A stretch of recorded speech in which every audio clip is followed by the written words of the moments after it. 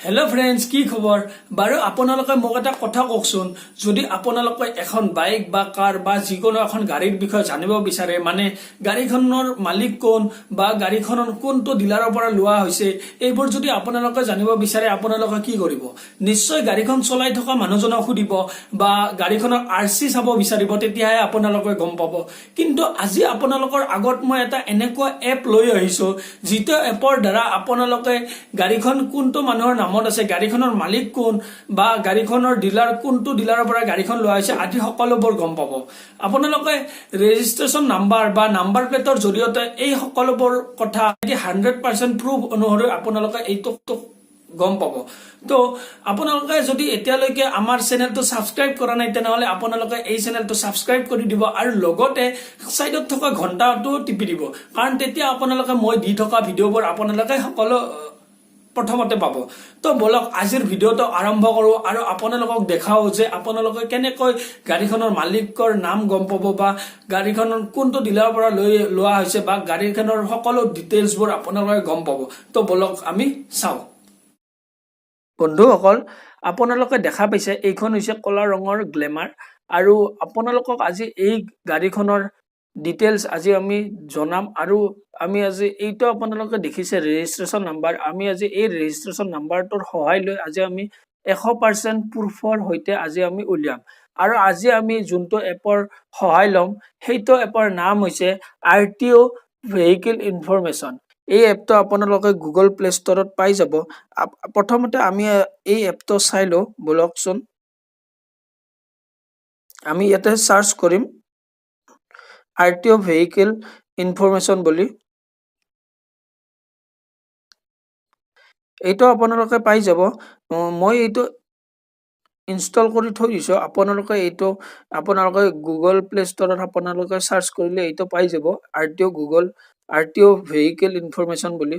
আৰু আমি এইটো আপোনালোকে ইনষ্টল কৰি ল'ব। মই এইটো ইনষ্টল কৰিছো, আপোনালোকে এইটো এপ ওপেন কৰি ল'ব।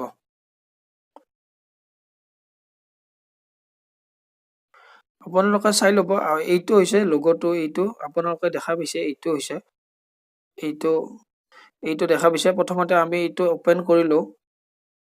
ওপেন কৰি লোৱাৰ পিছত আপোনালোকে দেখা হ'ব ইয়াত লিখা আছে চাৰ্চ ভেহিকেল ইনফৰমেশ্যন আৰু সাইডত লিখা আছে ফেন্সি নাম্বাৰ জেনেৰেশ্যন। আপোনালোকে কি কৰিব, এই চাৰ্চ ভেহিকেল ইনফৰমেশ্যনত ক্লিক কৰিব আৰু ক্লিক কৰি কিনে ক্লিক কৰাৰ পিছত আপোনালোকে দেখিছে ইয়াত এন্টাৰ ভেহিকেল নাম্বাৰ, মানে কি ৰেজিষ্ট্ৰেশ্যন নাম্বাৰটো আপোনালোকে ইয়াত এন্টাৰ কৰিব লাগিব। বলক মই এই কলা গ্লেমাৰ খনৰ ৰেজিষ্ট্ৰেশ্যন নাম্বাৰটো ইয়াত এন্টাৰ কৰো বলকচোন।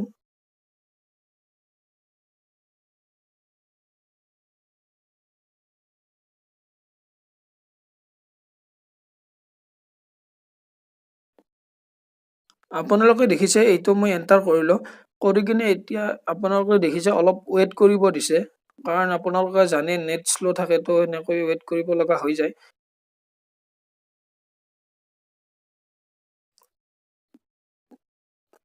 তাৰপিছত আপোনালোকে দেখা পাইছে এনেকৈ চাই লওক, এনেকৈ গাড়ীখনৰ বিষয়ে আহি গৈছে।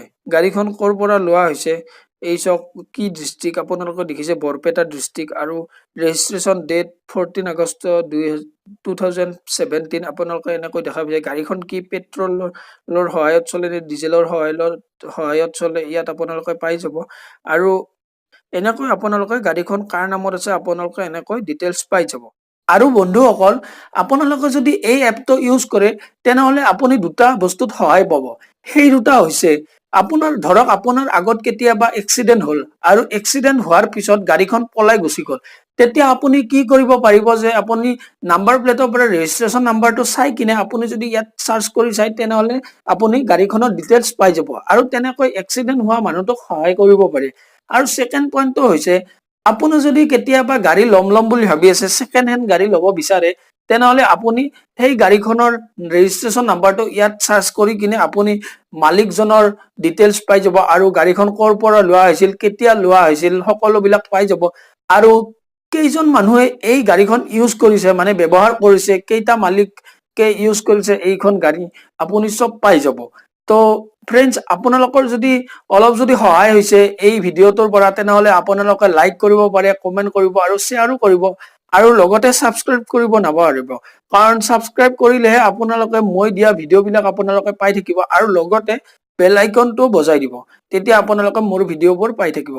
তো বন্ধুসকল, আজিলৈ ইমানেই, ধন্যবাদ।